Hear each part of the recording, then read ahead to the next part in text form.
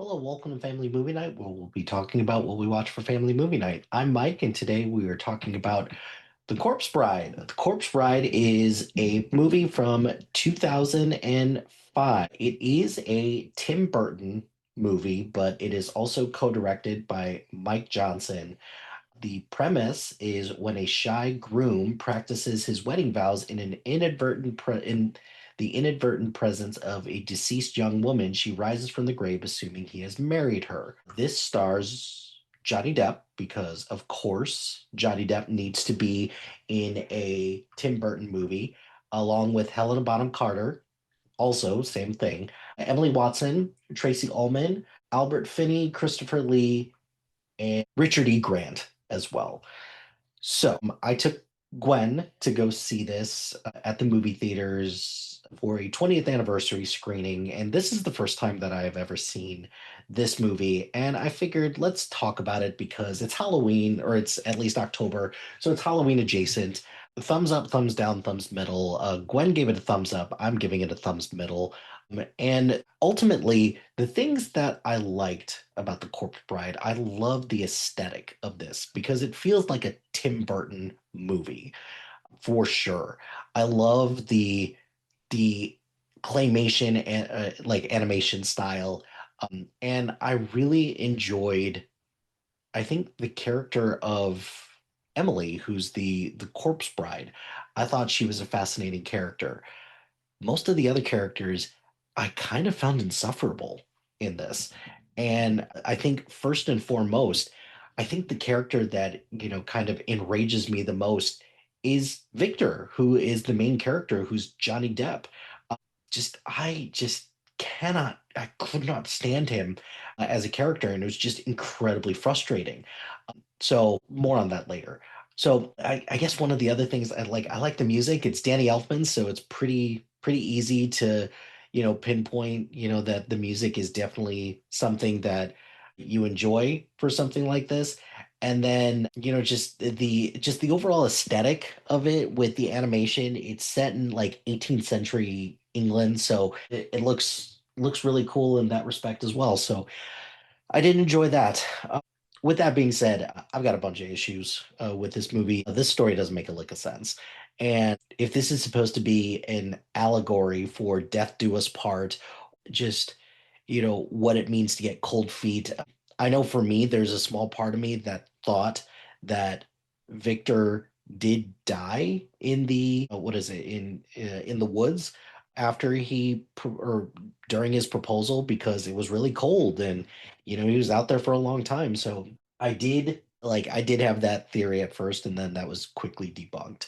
I did the whole thing with like the land of the dead, or just the world of the dead confused me a little bit because I didn't understand how Victor could go up and down between the two worlds. But again, this makes my theory that he also is dead kind of a little bit more viable. The whole thing with the just like the arranged marriage piece, I get it was part of the time, so that's kind of understandable, but the confusion with it about who's marrying who for money, like that was a little unclear at first, but I think it finally kind of straightened itself out after a little while. And the music in this is fine. Like what I mean by music is that this is a musical, but it's like kind of a musical because it's only got like three songs in it.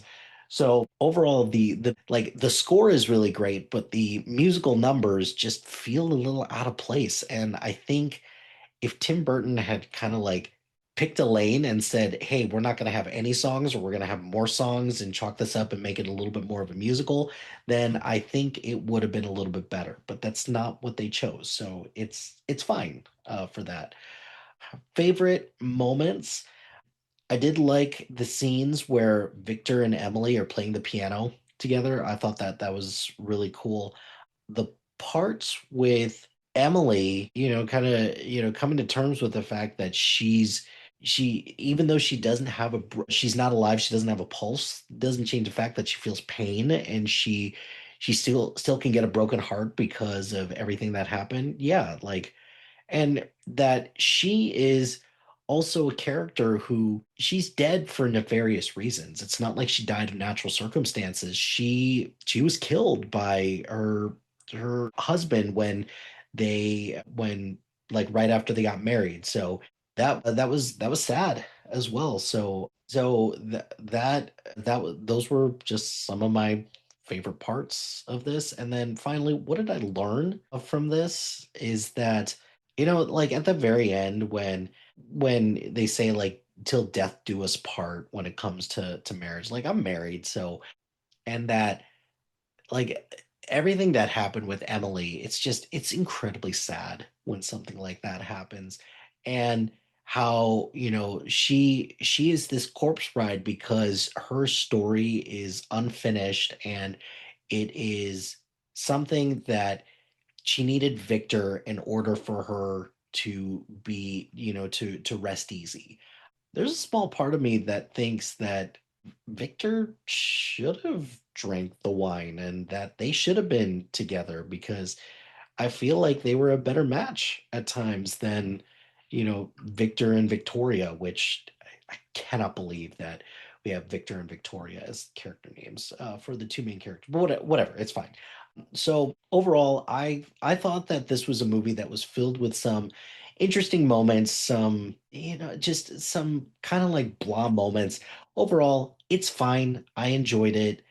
I'm I'm a little bummed that like we're celebrating the 20th anniversary of kind of like a mid movie, but hey, it's all good. It is what it is. And I got to spend some time with my daughter, so whatever, it's fine.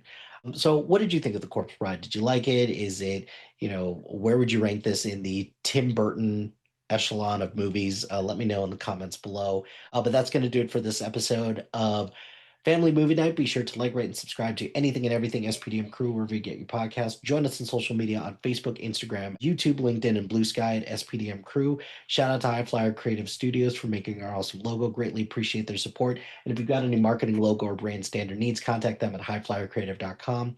Follow our list labeled Family Movie Night and follow me on Letterboxd at mlhilty2452.